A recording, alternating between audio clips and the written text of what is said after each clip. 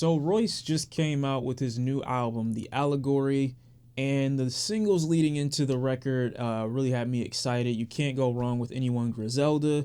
I didn't hear the FUBU track until I got into the record, but that one was great as well. I'm hopping right into it pretty much because Royce does say a couple things on this album that I feel need addressing, but I have to give Royce like the award for being probably the most earnest rapper like ever almost. I want to say he's wholesome, and I also want to say like he's one of the most understandable MCs of all time. I think the ability that he has to actually embody the feeling of paranoia, sometimes it seems like without even realizing it himself, is a really sweet undertone of a lot of his music. And that doesn't change on this new record, The Allegory, where on the intro track he explains to us what his definition of that is going to be for the remainder of the record. The talking points here aren't lost on Royce either, so when he's talking about self-sufficiency and talking about the others in the rap game when their shit is garbage, talking about the steps that they need to go to in order to get their record on radio, he really does live by example by producing the entire album himself, marketing the entire album himself, putting it out by himself, all this to practice what he preaches. And the basis of this album is black importance, black preservation. I could actually say the track off Eminem's most recent record, Music to Be Murdered By, You Gonna Learn, is another track where Royce goes into similar territory that he does a lot on this album. I'm surprised that one didn't make the final cut over here as well. 30 up north beside me.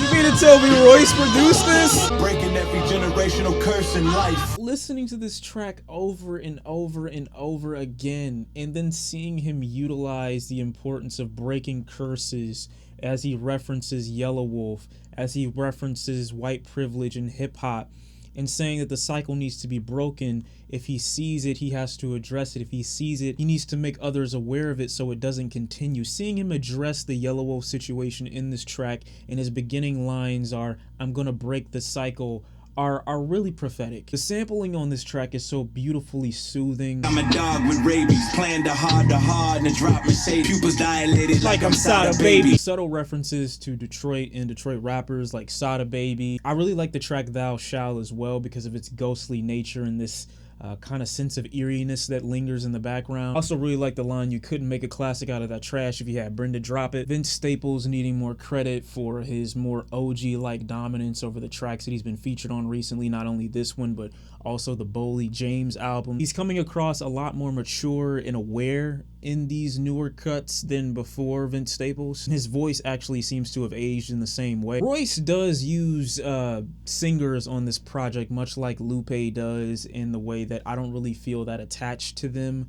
And I'm not really that eager to return to them for their performances. Outside of Ashley Sorrell, the theme of this album does pretty much get into breaking cycles, breaking chains, and acknowledging your circumstances and your history and making sure they don't repeat themselves by educating your own youth, educating the future generation, laying out a foundation to those that are looking in on your culture from the outside, knowing and telling them that you refuse to be disrespected, you refuse to be taken advantage of, you refuse to be looked at as a fool, and trying to give them information and insight as to why people in this culture may feel the way they feel by giving them a history lesson on the way people outside of this culture have looked at people inside of it. Prime example is the skit A Black Man's Favorite Shoe.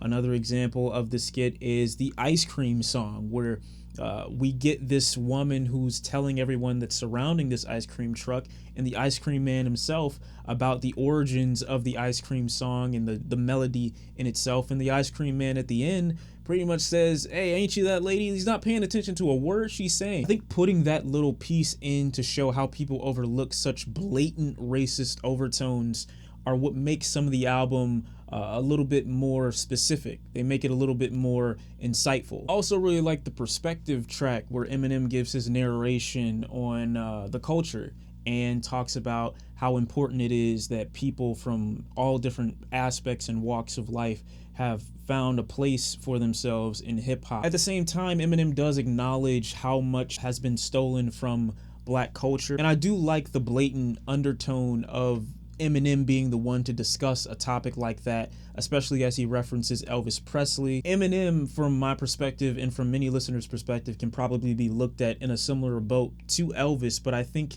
Eminem has acknowledged himself in that position and in that role so many times that it would be kind of useless for him to do so again on this record here. I think he's the most appropriate voice to acknowledge these things because Eminem has blatantly come out before in the past and said himself he may not be in the position that he's in right now if not for his whiteness. Using hip-hop as a tool and for personal gain is a conversation I don't think Eminem is ignorant to when it comes to his participation in that. And I don't think Royce could have gotten a better person to discuss that than Eminem. I actually would have loved this track even more if Royce was asking Eminem questions that were a little bit more piercing and hard-hitting.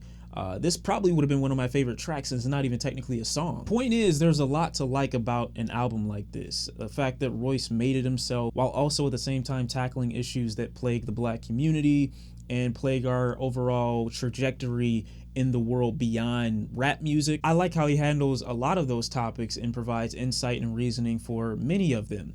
I guess my only issue or biggest issue with the album is how loosely the theme is connected. I wouldn't necessarily consider this album a concept record, but it is pretty much boggled with a ton of skits in between that lead you to believe that this is supposed to be one connected, cohesive idea, but the tracks that I really do enjoy branch it off into totally different subjects that may not even need to be there when you're trying to stay, cohesive. That and the fact that when there are subjects on this album that are tackled, they're not really tackled with a ton of depth. I think had this album not tried to connect itself through skits and songs, I would have actually enjoyed it much more because I wouldn't be looking for it to explain itself or its reasoning nearly as much as I would if it were just loosely thrown into the same album. I actually enjoy the skits on this album explaining themselves much more than I do songs going into similar territory because the skits have a concise idea that they're trying to convey and they get their point across and get out, whereas some of the songs might peer in and out of that territory and also address something that has nothing to do with the concept of the album, unless you're trying to say that there's a gay agenda in hip-hop, which is why you randomly criticize it. But again, even then, it's tackled as more of an insult as opposed to an insightful way as to why you feel black men are feminized in the society that we live in today, or if you feel that rap music is being softened in any way, why you think that might be. There's no insight led into why you would make these criticisms. They're just oddly placed there. And speaking of oddly placed criticisms, we're gonna get to the anti-vaccination lines on the album. To be honest, when I first heard it, I believe I was misinterpreted when I made my comments about Royce taking a shit in my Cheerios every time I was enjoying this album on Twitter. Royce is obviously wrong in what he's saying about vaccination. And my biggest problem with him saying these things that are factually incorrect about vaccination is they're put into an album that has so much other information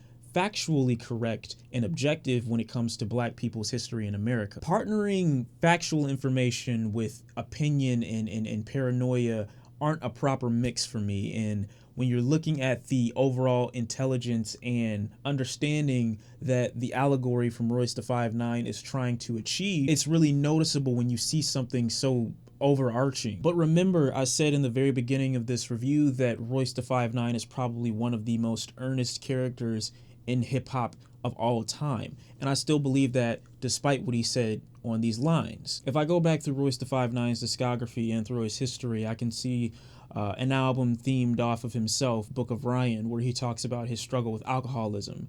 And then I look back and see that his father struggled with alcoholism. And then I look at these overarching overtones of the album and I see that he's talking about race relations in America. You notice how around his age there were liquor stores and still are on every block in a black community where you would go to another neighborhood that was a bit more upscale, a bit more pricey, and you wouldn't see one for miles. You see how his father was in a situation to have easy access to something as poisonous and as addictive as alcohol can be. That cycle was then created and he formed a connection, a bond with his son based off of alcohol abuse. Royce picked up that from his father. On Book of Ryan, he also details that sentiment when he's talking about cocaine. Fast forward a bit more, Royce has his own child who has autism. Then you go back to a track like Strong Friend from Book of Ryan and you see the isolation that someone must be in when it comes to dealing with a new fresh diagnosis that their child has autism now. If you're culturally aware enough of your surroundings that you understand that there are liquor stores placed in your community to get your people to destroy themselves, is it that far-fetched to believe that there would be vaccinations to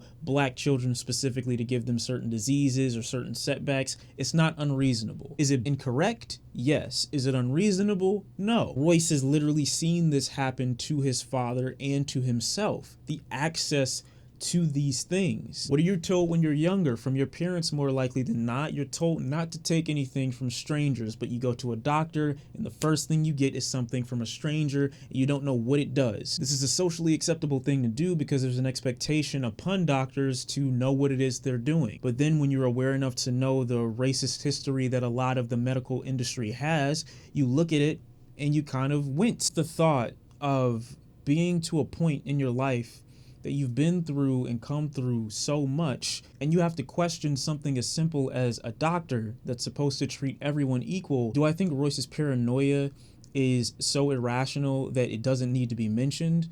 No. I think the fact that the anti-vaccination bars in this album being referenced do actually make the theme of it more powerful. Until people understand and realize the effect that racism has had on black people in America, to the extent that a lot of us question things that seem to be common sense but can't fully accept because of the, in some ways, acknowledged racist history of a lot of these establishments that we are supposed to trust. Looking down on Royce's paranoia as it pertains to vaccinations will be a common occurrence. Though I don't share Royce's paranoia when it comes to vaccines, I share paranoia in other aspects of life that are supposed to be interpreted very simply but can't, because you don't know. If something as simple as a fucking ice cream song can be racist to me, what is there to convince me that there's nothing racist in the medical treatment that I might receive? What is there to convince me that there's nothing racist about the TV that I'm consuming? The fact that you have to live in that paranoia in some of the most simplistic things that you can do,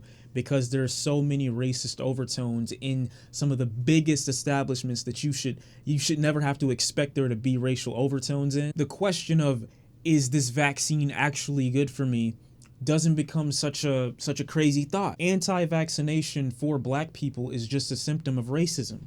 That's all it is. And that's not just because of Royce. I have a cousin myself with autism and ADHD, both. And he is a child that I can say is a source of intelligence that's not always able to express itself. Sometimes physically unable to do so. No one else in my family has it. So while Royce is objectively wrong, and that information is a point down for me in terms of it being paired with objective information that's also in the same album, I can't say it's not an appropriate fit, because that paranoia is only a symptom of obvious racial overtones, obvious racist behavior. And that in itself is an allegory. That in itself is a fucking tragic story. There are other tracks here that I don't really find as much interest in. There are other tracks here that kind of bore me when it comes to the production standpoint, but can I say the poignance of this album is lost when that tone right there is set from the very beginning? I don't think I can. I do think this is probably one of Royce's best attempts over the last decade. Only thing that holds it back for me is the lack of reasoning for some of the things that he says, but the rapping from Royce is great.